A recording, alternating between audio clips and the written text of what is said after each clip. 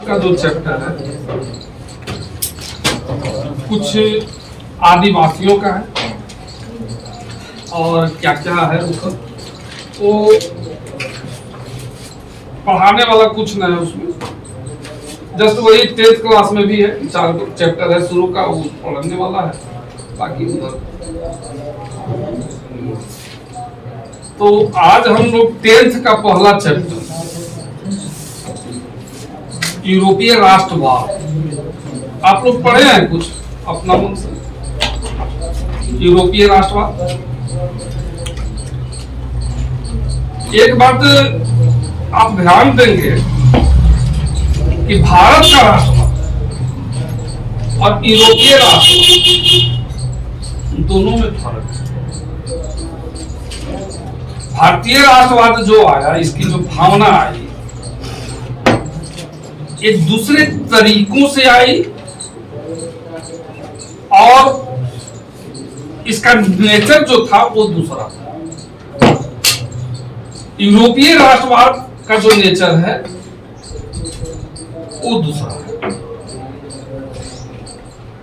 और यही कारण है कि यूरोप में जो भी क्रांतियां हुई, जो भी परिवर्तन हुए, वो हिंसा के सहारे हुए और इसलिए अस्थायी नहीं हो पाए। भारतीय क्रांति जो हुई 1947 में, सत्ता मिलने के बाद अभी तक अस्थायी रहा। भारतीय राष्ट्रवाद में शुरू से ही एक धारणा जो बैठाई गई कि हमें हिंसा नहीं करनी है, हिंसा का सहारा नहीं लेना है, और इसी का परिणाम हुआ कि बड़ी शांतिपूर्ण ढंग से मैत्रीपूर्ण वातावरण में एक सत्ता से दूसरे के हाथ में सत्ता है। सत्ता का जो हस्तांतरण हुआ ब्रिटिशों से इंडियंस के हाथ में बहुत शांतिमय ढंग से, और यही कारण है कि स्वतंत्रता के बाद भी हमने अपना पहला गवर्नर जनरल या वायसराय जो बनाया वो लॉर्ड माउंटबेटन को ही बनाया, जो कि आजादी से पहले भी हमारे वही गवर्नर। उसके बाद भी जिन अंग्रेजों के साथ, जिस ब्रिटेन के साथ सैकड़ों वर्षों तक हमारी लड़ाइयां हुई, हम पर जुल्म ढाए गए, बावजूद इसके आजादी के बाद भी उनसे हमारा संबंध खराब नहीं। फिर से हम मैत्रीपूर्ण संबंध बनाए और उनके साथ सारी की सारी जो तरीके होते हैं व्यापारिक, सांस्कृतिक, राजनीतिक, वो सब हमने स्थापित किया। क्योंकि यहाँ की राष्ट्रवाद का जो स्वरूप था कि हमारी लड़ाई अंग्रेजों से नहीं है, हमारी लड़ाई अंग्रेजों के तरीकों से, उनके संविधान से, उनके शासन से लड़ाई। यानी कि अंग्रेजों पर हम जो दबाव बना रहे हैं कि सत्ता में एक सुधार करो, वो नहीं कर रहे हैं। बात लड़ाई का तो कारण यही था। अंग्रेजों को हमने बाध्य किया कि जब तुम परिवर्तन नहीं कर सकते हो, और एक बात काबिले गौर है कि हमारे शुरुआती दौर के जो चोटी के सारे नेता थे,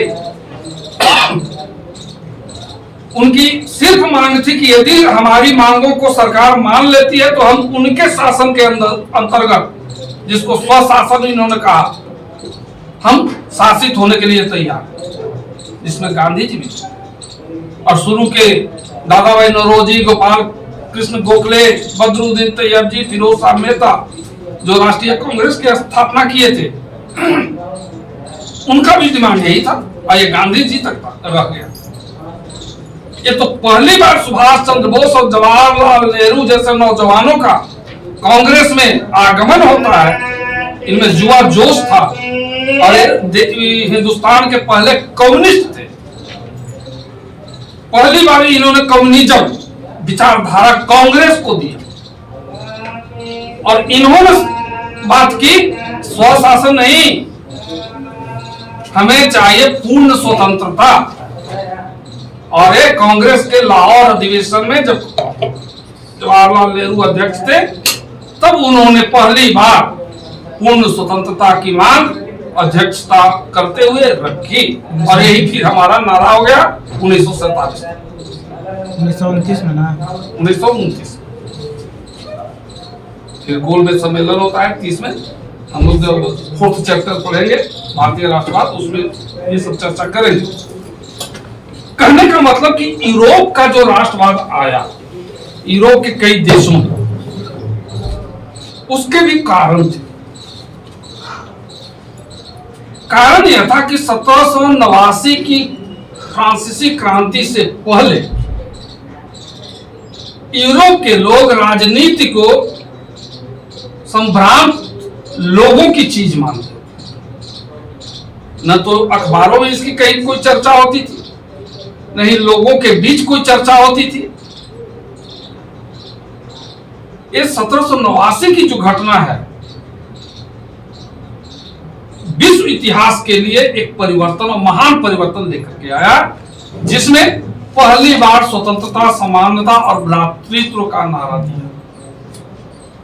स्वतंत्रता और समानता ये दो ऐसी चीजें थी कि व्यक्ति स्वतंत्र रूप से जब जन्म लेता है तो फिर उसे जिंदगी भर स्वतंत्र रहने का अधिकार है। और समानता का मतलब यह था कि चाहे वह अमीर हो या गरीब हो, पढ़ा लिखा इंसान हो या अनपढ़ कोई हो, महिला हो या पुरुष हो, कानून के समक्ष हर कोई समान है। इस 1789 की क्रांति से ही लोगों के बीच ये बात आई और तब थोड़ा सा लोगों में जागरूकता, लोग सोचना शुरू करती है।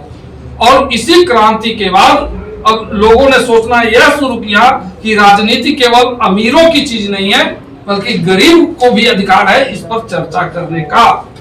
अखबारों में भी इसकी चर्चा होने लगी, अखबारों में भी इस पर डिबेट चालू हो गया। तो इस मामले में जो यूरोप में राष्ट्रवाद की भावना आई 1789 की फ्रांस की राजक्रांति का देर अमूल्य है। दूसरा बड़ा कारण था Napoleon Bonaparte. Napoleon Bonaparte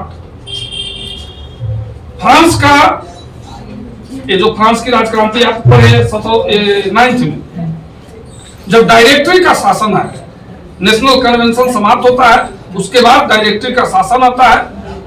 5 council इसमें तैयार होते हैं, जिसमें प्रथम काउंसिल नेपोलियन को बनाया जाता है और फिर नेपोलियन अपनी बुद्धिमानी से सारे पावर्स को अपने हाथ में ले लेता है।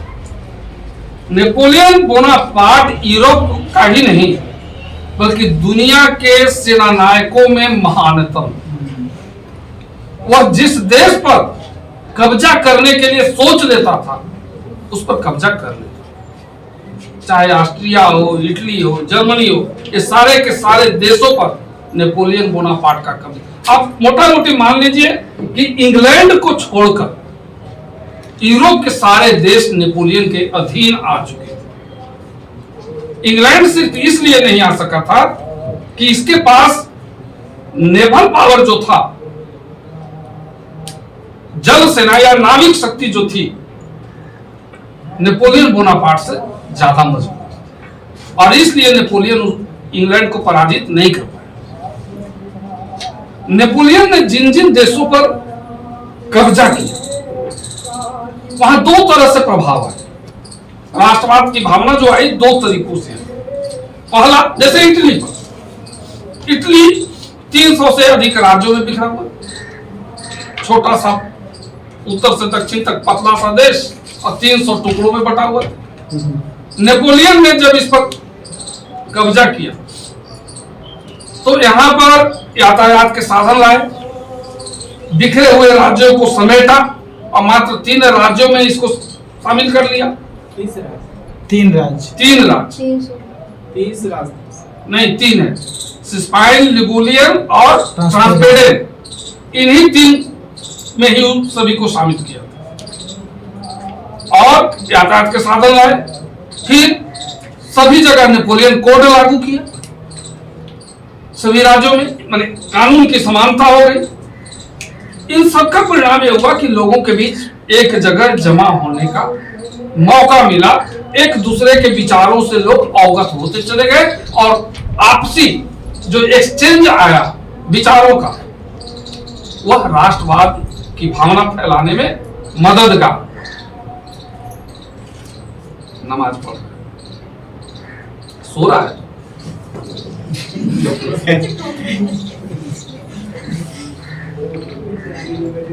तो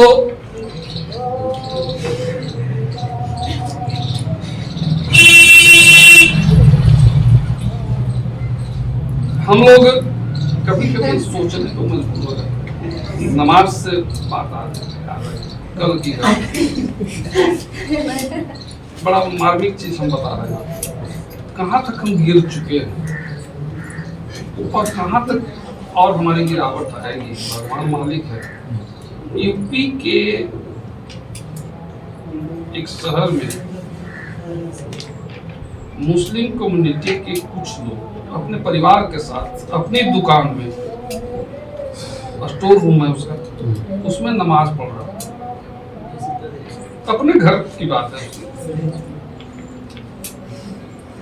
बजरंग दल के लोगों ने वहां पहुंच करके उनके साथ मारपीट की और नमाज पढ़ने से। दिल्ली में ना सर? यूपी में कल की घटना, काली में सर, दिल्ली का था ना, यूपी संभल का, संभल था। यानी कि हम अपने घर में क्या खाएंगे, क्या पिएंगे, क्या पहनेंगे, किससे बात करेंगे, कैसे हम पूजा पाठ करेंगे, ये निर्धारण हमारे बाहर के लोग करेगा। अब उसको पूजा पाठ करने से भी तुम रोक दोगे? हम कहां जा रहे हैं? इस देश का क्या होगा? इस देश को बनाने में हमारे पूर्वजों ने कितना त्याग और बलिदान किया है। वो जो गुंडे मवाली है ना, जो भगवा पहन करके बंद है जी, तो हम लोग जो यूरोप का राष्ट्रवाद है, नेपोलियन बोनापार्ट ने जिन जिन देशों पर कब्जा किया वहां समान नागरिक समान कानून लागू किया, जिससे लोगों को आपस में एक साथ जुड़ने का मौका मिला और आपसी वैचारिक का लेन देन हुआ, आदान प्रदान हुआ। और दूसरा तरह से जो राष्ट्रवाद आया कि नेपोलियन ने जिन देशों पर कब्जा किया और वहां के लोगों के दिमाग में एक बात बैठी कि दूर देश से आकर के कोई व्यक्ति हम पर शासन कर रहा है, तो ये क्यों कर रहा है? क्योंकि हम यूनाइट नहीं है। यदि हम यूनाइट हो जाए, एक हो जाए, हमारे देश जो बिखरा हुआ है टुकड़ों में, उसका एकीकरण हो जाए, तो हम अपने शासन कर सकते। ऐसी भावना जब आई यूरोप के देशों में, तो उनमें राष्ट्रवाद का फीलिंग आता। इन्हीं परिस्थितियों में जो यूरोप में बदलाव है,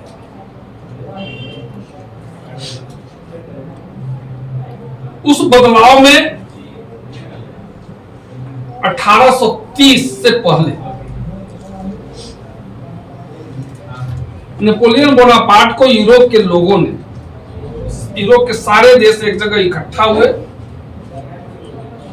1814-15 में वाटरलू के युद्ध में सभी यूरोप के देशों ने मिलकर नेपोलियन बोनापार्ट को पराजित किया।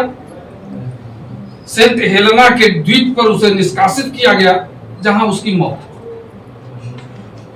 1815 में ऑस्ट्रिया की राजधानी वियना एक कॉन्फ्रेंस हुई यूरोपीय देशों की, जिसको वियना कांग्रेस कहते हैं। इस कांग्रेस का जो प्रधान था, ऑस्ट्रिया का चांसलर मेटरनिख था। अब यहां से नेपोलियन बोनापार्ट का युग समाप्त हुआ और मेटरनिख युग की शुरुआत हुई, जो 1848 तक चली। वियना कांग्रेस का एकमात्र उद्देश्य था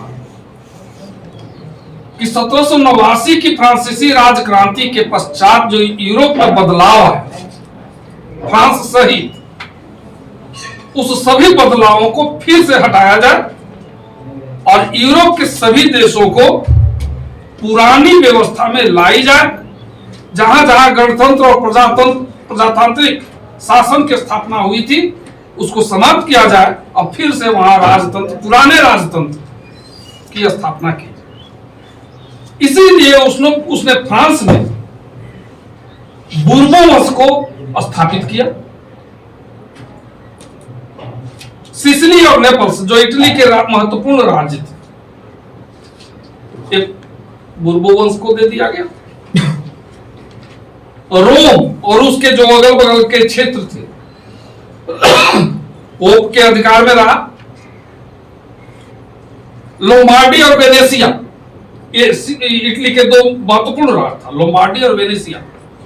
इस पर स्वयं ऑस्ट्रिया ने अधिकार कर लिया। दक्षिणी इटली के कई राज्य वो दे दिए गए फ्रांस को। एकदम माने लूट मार हो गया इटली। और फिर से जो पहले इटली था उसी अवस्था में लाकर के खड़ा कर दिया। लेकिन आगे चलकर फ्रांस में लुई 18वां शासक बुर्बो वंश का, लुई 18वां थोड़ा सा बुद्धिमान शासक था, राजा। एक बदली हुई जो फ्रांस की राजनीतिक परिस्थिति थी इसको समझ और इसको लगा कि अब इसमें जहां ज्यादा कुछ बदलाव किया जाएगा तो जनता फिर से क्रांति के मूड में आ जाएगी और शासन करना संभव नहीं हो पाएगा। इसीलिए उसने एक संवैधानिक घोषणा पत्र लाया जो थोड़े बहुत बदलावों के साथ 1848 तक चला। 1830 में चार्ल्स दसम ने इसमें कुछ बदलाव लाने की कोशिश की, जिसका परिणाम 1830 की क्रांति। लुई 18वां के बाद फ्रांस की गद्दी पर चार्ल्स दसम आता है। ये चार्ल्स दसम प्रतिक्रियावादी था। इसने अपना प्रधानमंत्री भी पोलिग्नेक को बनाया जो घोर प्रतिक्रियावादी। ये नहीं चाहता था कि फ्रांस में फिर से गणतंत्र और प्रजातंत्र की स्थापना हो और जनता की शासन में भागीदारी हो, फिर नहीं चाहता। लेकिन जनता जब प्रजातांत्रिक शासन का स्वाद चख चुकी थी, अब इसके शासन में ज्यादा दिनों तक तो रहने के लिए तैयार नहीं थी। परिणाम यह हुआ कि इनके शासन व्यवस्था से नाराज होकर के 28 जून 1830 को जनता क्रांति के रास्ते पर उतर गई। चार्ल्स दसम को गद्दी छोड़ करके भागना पड़ा और तब आर्लियंस वंश का शासक लुई फिलिप गद्दी पर आता। ये थोड़ा सा ही कहिए मध्यम मार्गी था। चार्ल्स दसम कौन वंश का था? ये लगता है कि आर्लियंस वंश या क्या था उसका, एक्यूरेट हम नहीं बता पाए, देख लेना किताब में क्या, याद नहीं है हमको अभी। आर्लियन वंश का तो लुई फिलिप था। चार्ल्स दसम कोई दूसरे वंश का। बुर्बो वंश का था लुई 18वां और लुई 18वां के बाद चार्ल्स दसम गद्दी पर बैठता है।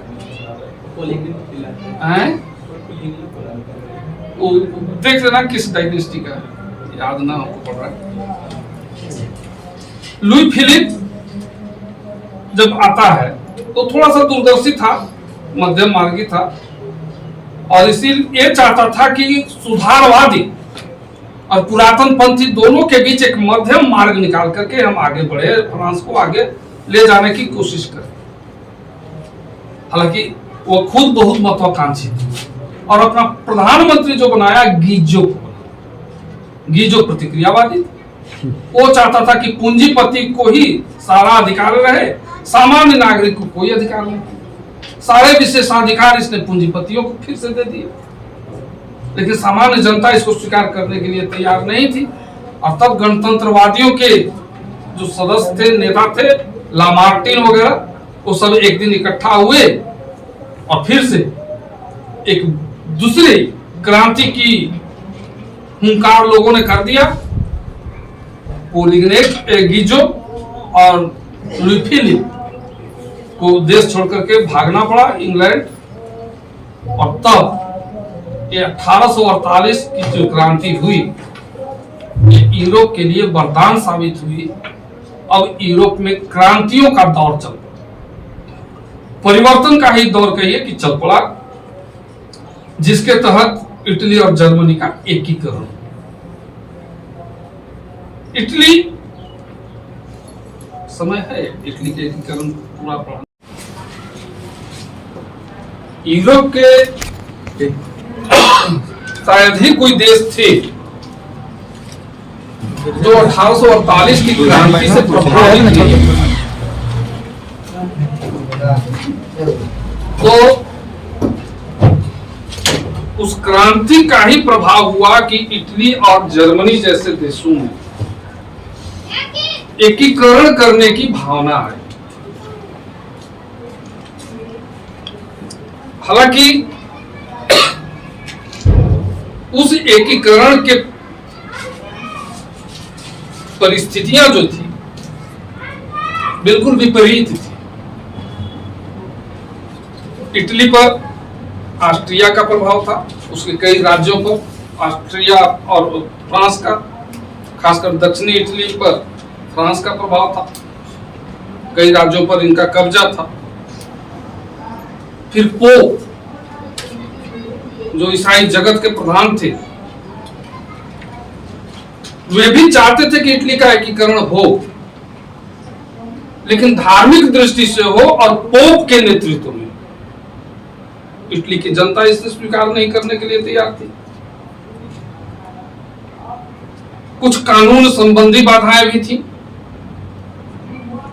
इस तरह से कई बाधाएं थी इटली के एकीकरण में। लेकिन जब 1848 की क्रांति आई और उससे पहले जब वियना कांग्रेस हुआ था और मेटरनिक ने जब फिर से पुरानी व्यवस्था में यूरोप को लाने की कोशिश की, उसी सिलसिले में इटली के सार्डिनिया और पिडमाउंट नामक राज्यों को उसने एक कर दिया। तो आप मान सकते हैं कि इटली के एकीकरण की शुरुआत इसी सार्डिनिया पिडमाउंट से चालू हो गई। अप्रत्यक्ष रूप से ही सही, कम से कम दो राज्यों को एक साथ जोड़ने का तो मौका मिला। फिर जब नेपोलियन बोनापार्ट ने इटली पर अधिकार किया तो उसके कई राज्यों को मिटाकर के 3 गणराज्य में सीमित कर दिया। सिस्पाइन, लिगुलियन और ट्रांसपेडेन। मात्र इन 3 ही राज्यों के अंतर्गत नेपोलियन बोनापार्ट ने संपूर्ण इटली को रखा था। तो यहां भी अनेक राज्यों में बटी हुई जनता को एक जगह पर जुड़ने का मौका मिला।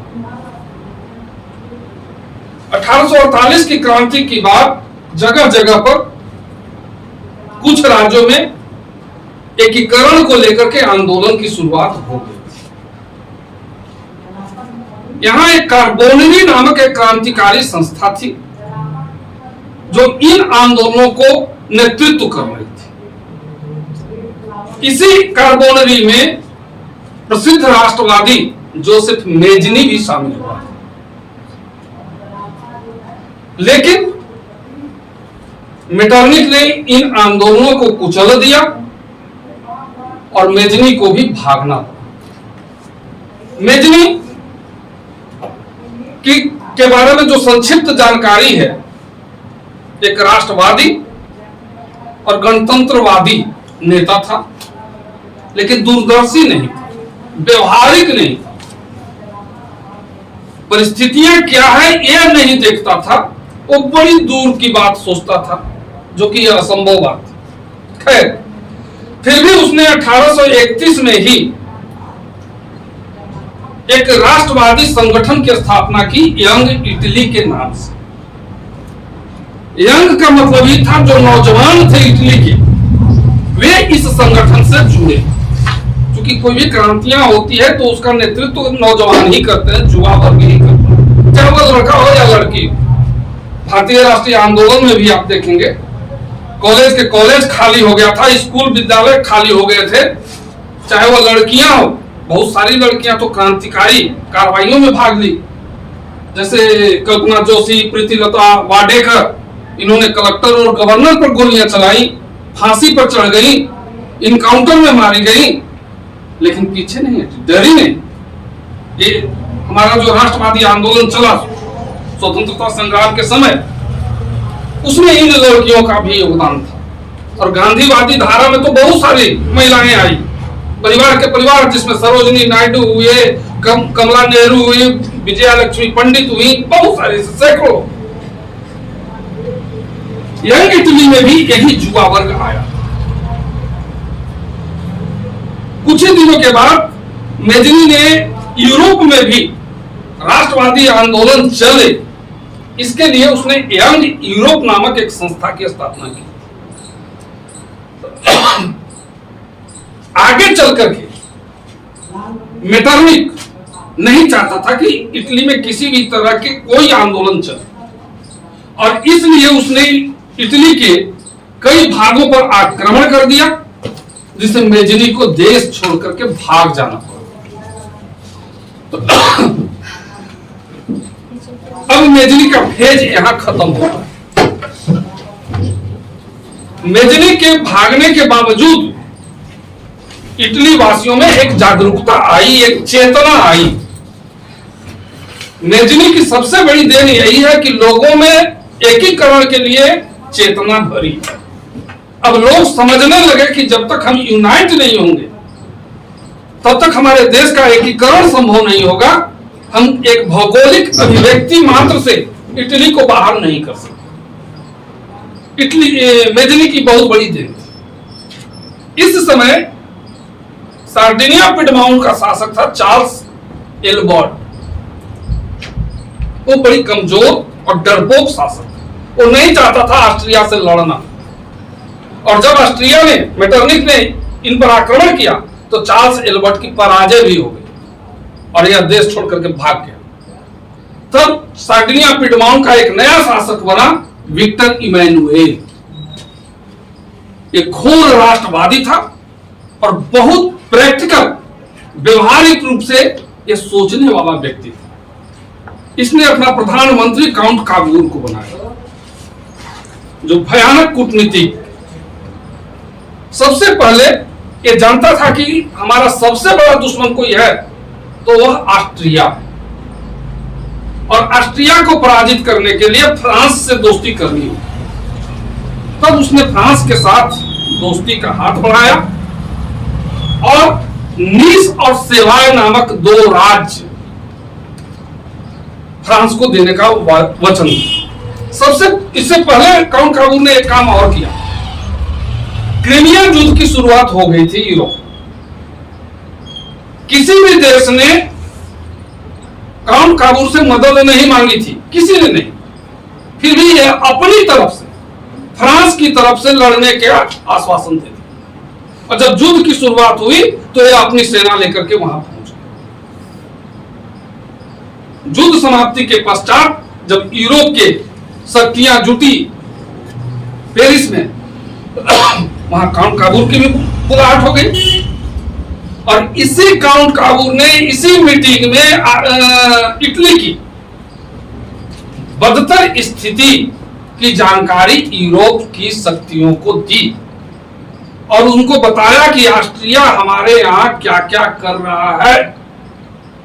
यूरोप के वे देश जो इटली की दशा से परिचित नहीं थे, अब उनको जानकारी हो गई, और तब वे भी समझने लगे कि ऑस्ट्रिया की ये बहुत बड़ी गलती है, हो रही है इटली वासियों को। इसलिए ऑस्ट्रिया को इटली छोड़ करके हट जाना चाहिए।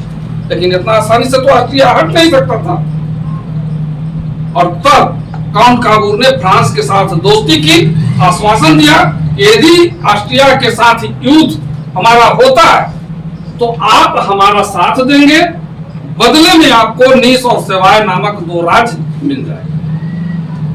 फ्रांस इस संधि को स्वीकार कर लिया।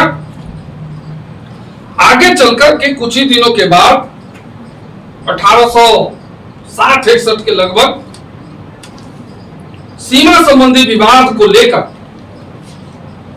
ऑस्ट्रिया ने इटली पर आक्रमण कर दिया। वादा के अनुसार फ्रांस अपनी सेना ऑस्ट्रिया की तरफ से उतार दी, इटली की तरफ से उतार दी, जिसमें ऑस्ट्रिया की घोर पराजय हुई। मेटरनिख को भागना पड़ा। जब ऑस्ट्रिया की पराजय हो गई तब नीस और सेवाय उनको तो मिल गया, मौखिक रूप से फ्रांस को दे दिया गया। सार्डिनिया पिडमाउंट पर पहले जो ऑस्ट्रिया का प्रभाव था वो समाप्त हुआ। कई राज्यों पर जो ऑस्ट्रिया कब्जा करके बैठा था वो समाप्त हुआ और एक तरह से उत्तरी और मध्य इटली का एकीकरण काउंट काबूल ने कर लिया। लेकिन 1862 में ही काउंट काबूल की मृत्यु हो गई। वो संपूर्ण इटली का एकीकरण नहीं देख पाया। शेष इटली का एकीकरण गैरिबाल्डी और शासक विक्टर इमैनुएल ने किया। दक्षिणी इटली पर जो फ्रांस का प्रभाव था, यहां गैरिबाल्डी ने कब्जा किया। गैरिबाल्डी जो पेशे से नाविक था, अपने कर्मचारियों की ही उसने एक सेना बनाई, अपने स्टाफ को ही सैनिक रूप में संगठित किया और दक्षिणी इटली के अनेक भागों पर अटैक कर दिया। हालांकि वो अटैक करने के बाद कब्जा तो कर ही लिया और रोम की ओर जाना चाहता था, लेकिन काउंट काबूल उसको मरने से पहले की यह घटना है, उसको रोक दिया था। काउंट काबूल नहीं चाहता था कि पोप के साथ डायरेक्ट रूप से हमारा कोई युद्ध, वो नहीं चाहता। चूंकि पोप एक धार्मिक नेता था, पोप के साथ संघर्ष करने का मतलब पूरे यूरोप में विरोध की भावना उठ खड़ा होना। इस स्थिति से बचने के लिए ही काउंट काबूल ने गैरिबाल्डी को समझाया। गैरिबाल्डी उसकी बात को स्वीकार कर लिया और शेष जिस दक्षिणी इटली पर अधिकार किया था, विक्टर इमैनुएल की प्रतिनिधि के रूप में वहां अपने शासन की शुरुआत की। लेकिन काउंट काबूल की जब मृत्यु हो गई 1862 में और विक्टर इमैनुएल ने उसे कहा कि आप दक्षिणी इटली के शासक के रूप में शासन करें, तब गैरिबाल्डी ने जवाब दिया कि मैं शासक बनने के लिए नहीं आया था, मेरा एक ही सपना था कि संपूर्ण इटली एक देश के रूप में होना चाहिए, जो कि अब सामने आ गया है। दक्षिणी इटली जो हमने विजय की, इसका जिम्मा हम आपको सौंपते हैं और यदि आप हम पर बहुत खुश हैं तो कुछ बीज खेती के लिए हमको दे दीजिए ताकि हम अपने फार्म पर जाकर के खेती कर सकें। इतना बड़ा चरित्र आपको इतिहास में नहीं मिलेगा। एक व्यक्ति कुर्सी के लिए अपने भाई की भी हत्या कर सकता है, बाप के भी हत्या कर सकता है, कुछ भी कर सकता है, बहुत नीचे तक गिर सकता है। हम प्रधानमंत्री बन जाए, मुख्यमंत्री बन जाए, चाहे मंत्री बन जाए, कुछ भी गिर सकता है। जन्म इनका कहाँ हुआ था गैरिबाल्डी को? इटली में ही हुआ था। हाँ, और लेकिन गैरिबाल्डी दक्षिणी इटली का शासक और जो इटली का नया राजा था, नया शासक था विक्टर इमैनुएल, वो कह रहा है कि दक्षिणी इटली का आप शासक रहे और उसे इनकार कर दिया। और मांगा क्या? जिंदगी भर की अपनी सारी कमाई उसने विक्टर इमैनुएल को सौंप दिया देश का शासन चलाने के लिए, और बदले में मांगा हुआ थोड़ा सा बीज ताकि वह जाकर के खेती कर सके, किसानी कर सके। जब अपना स्वतंत्रता संग्राम की शुरुआत हुई और चरम पर था, तो पंजाब केसरी लाला लाजपत राय संपूर्ण देश में घूम घूम कर इसी गैरिबाल्डी के चरित्र का चित्रण कर रहे थे लोगों के बीच। देशभक्त कैसा होना चाहिए, गैरिबाल्डी की तरह। उसकी जीवनी भी लिखे है लाला लाजपत राय। खैर, गैरिबाल्डी के जाने के बाद अब 3 क्षेत्र बच गया था जिसका एकीकरण नहीं हुआ था, एकीकरण से बाहर था। कि पहला था रोम, दूसरा था वेनेसिया, जिस पर अभी भी ऑस्ट्रिया कब्जा करके बैठे हुए था, वो छोड़ा नहीं था, और एक क्षेत्र और रह गया था, लोम्बार्डी का। लोम्बार्ड। इन दोनों को मिलाने का काम विक्टर इमैनुएल ने किया। रोम को चाहता था कि संपूर्ण रोम को मिला ले, लेकिन इस समस्या का समाधान नहीं हो सका। पोप अपने आप को वेटिकन सिटी के किले में बंद कर लिया और उसको छोड़ दिया गया, पूरे रोम को, वेटिकन सिटी को छोड़ करके पूरे रोम को ऑस्ट्रिया में, इटली में मिला लिया गया। केवल वेटिकन सिटी का मामला रह गया था और यह समाधान नहीं होता। पोप इसको स्वीकार नहीं किया था। द्वितीय विश्व युद्ध में जब मुसोलिनी ने रोम मार्च किया, रोम पर अटैक किया, तब जाकर के इस समस्या का समाधान हुआ। उसने पोप के साथ एक संधि की और यह मान्यता मिली कि पोप का मतलब वेटिकन सिटी, यानी जो राजमहल है पोप का, बस वहीं तक उनका राज्य रहेगा। शेष रोम इटली की राजधानी मानी जाएगी और वही आज तक चल रहा है। 1870-71 में चूंकि साथ साथ जर्मनी का भी एकीकरण चल रहा है और ऑस्ट्रिया उलझ गया, ऑस्ट्रिया और प्रसा के बीच युद्ध की शुरुआत हो गई। उसी एकीकरण को लेकर ऑस्ट्रिया उलझ गया प्रसा के साथ, तब वेनेसिया पर अधिकार करने का मौका विक्टर इमैनुएल को मिला। लोम्बार्डी और वेनेसिया दोनों पर कब्जा करके इटली में मिला लिया और इस तरह से 1870-71 तक एक संपूर्ण देश के रूप में इटली सामने 70-71, ठीक है। इटली का एकीकरण खत्म। अब रह गया जर्मनी का एकीकरण। जर्मनी का समय है 350। हम इनको लगा रहे थे मोबाइल 12:50 से नहीं हो रहा है। 1:50 हो जाएगा।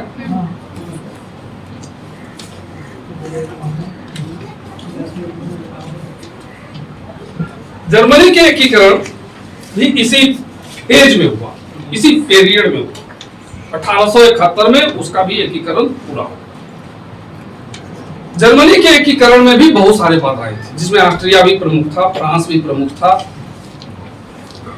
साथ साथ जर्मनी की भी वही स्थिति थी जो इटली की थी, कई छोटे छोटे राज्यों में बटा हुआ था। नियम कानून की असमानता थी, हर दूसरे राज्य में कानून बदल जाते थे। लेकिन यहां के कुछ विद्वान, कुछ प्रोफेसर्स या कहिए विश्वविद्यालय, कलाकार, कवि, लेखक अपने अपने तरीकों से यहां राष्ट्रवादी भावनाओं को लाने का प्रयास कर रहे हैं। उनमें सफलता भी मिली, बहुत सारे लोगों में जागरूकता आई।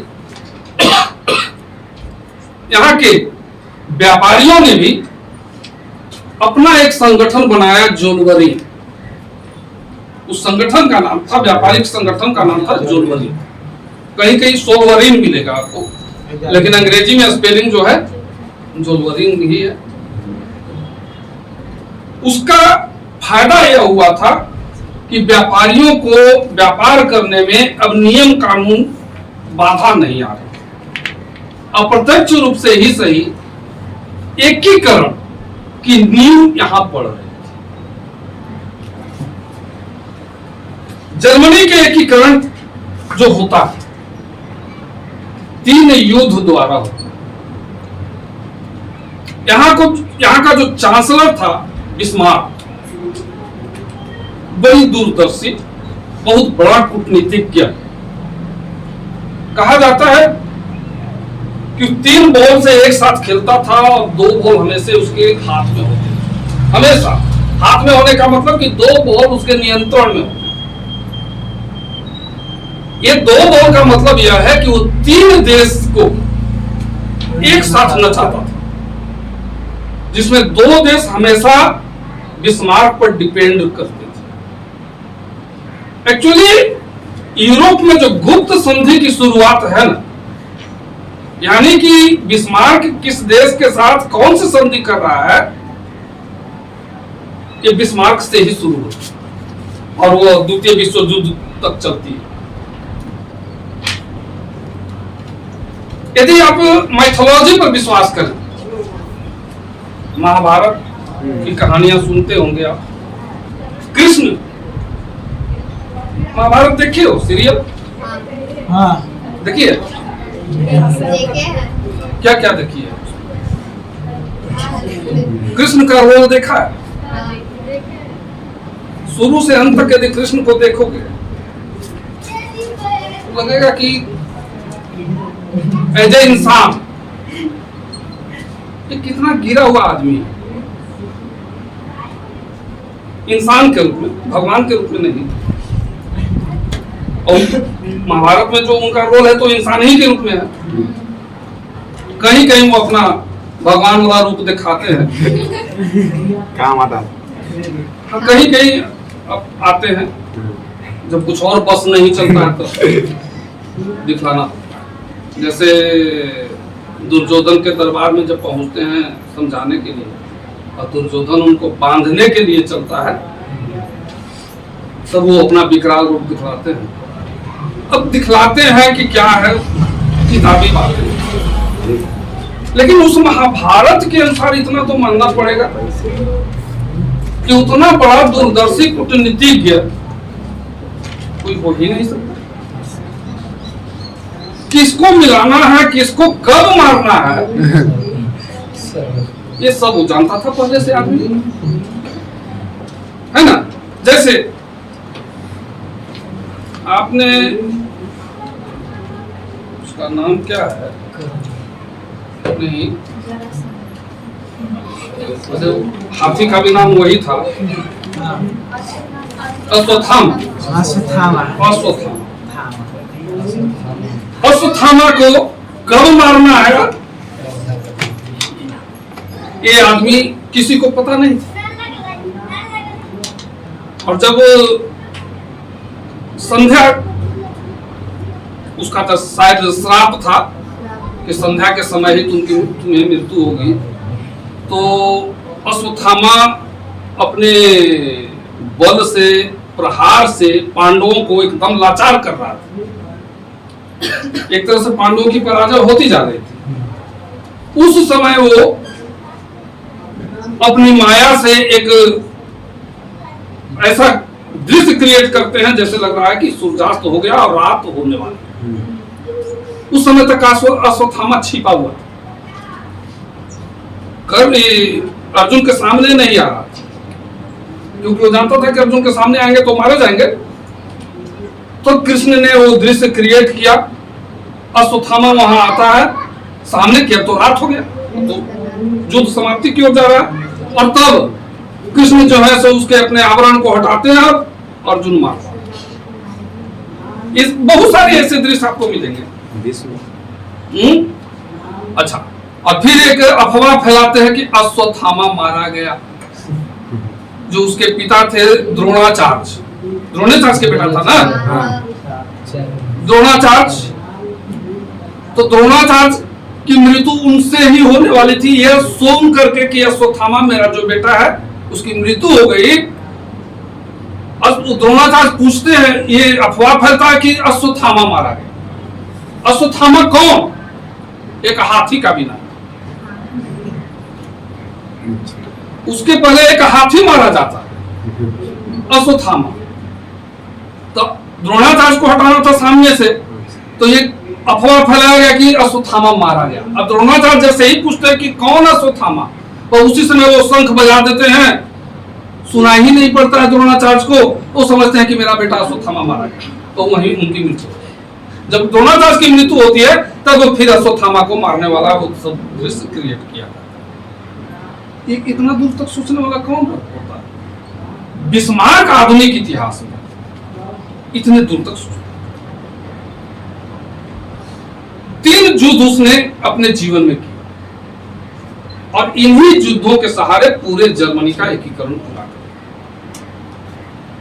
पहला युद्ध डेनमार्क के साथ, दूसरा ऑस्ट्रिया के साथ और तीसरा फ्रांस के साथ। डेनमार्क जर्मनी के कुछ भागों पर कब्जा किए हुए। डेनमार्क पर चढ़ाई करने से पूर्व अपना वो जानता था कि हमारा सबसे बड़ा दुश्मन ऑस्ट्रिया, लेकिन ऑस्ट्रिया से उसने दोस्ती की क्योंकि डेनमार्क को पराजित करना था। तो डेनमार्क को पराजित करने के लिए ऑस्ट्रिया से दोस्ती की और डेनमार्क को पराजित करने के बाद अपने क्षेत्रों को उसने कब्जा कर लिया। ऑस्ट्रिया ने यहां डेनमार्क का साथ नहीं दिया। आगे चलकर अब डेनमार्क तो हट गए। बहुत सारे भागों पर जो ऑस्ट्रिया का कब्जा था, वहां उन क्षेत्रों पर कब्जा करने के लिए बिस्मार्क फ्रांस से दोस्ती की। अब फ्रांस को उसने अपने साथ मिलाया। 1865 या 66 का समय है, सडोवा का। उस युद्ध में ऑस्ट्रिया का साथ जो युद्ध हुआ, उस युद्ध में ऑस्ट्रिया को बुरी तरह से पराजित किया। क्यों? क्योंकि फ्रांस के साथ इसकी दोस्ती थी और फ्रांस से इसने वादा ले रखा था कि ऑस्ट्रिया के साथ युद्ध में आप फ्रांस का साथ नहीं देंगे, ऑस्ट्रिया का साथ नहीं देंगे। तो पहले जब डेनमार्क से युद्ध चल रहा था तो ऑस्ट्रिया और फ्रांस ने उसका साथ नहीं दिया था।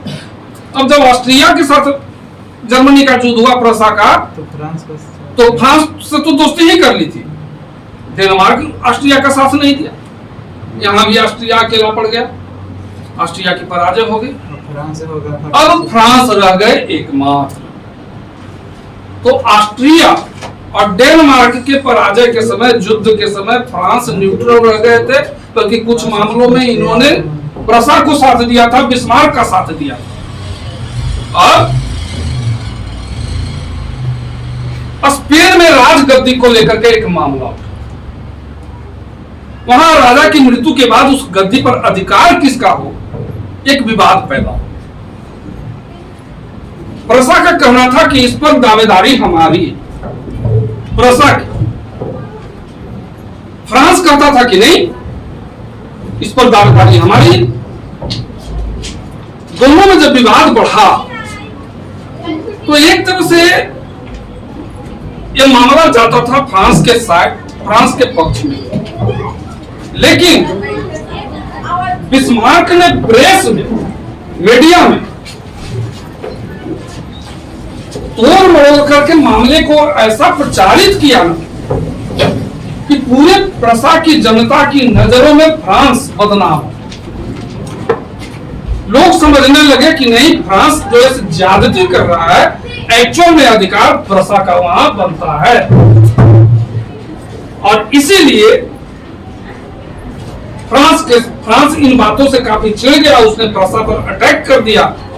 लेकिन प्रसा जो था वो पहले वाले तो प्रसा नहीं था। अब बिस्मार्क ने उनको 1870-71 के युद्ध में बुरी तरह से पराजित किया। यहां तक कि वहां जो नेपोलियन तृतीय थे, शासक फ्रांस के, उनको भी गिरफ्तार कर लिया गया। पेरिस की संधि के तहत संपूर्ण जर्मनी को मान्यता मिली। 1871 में इटली का एकीकरण, जर्मनी का एकीकरण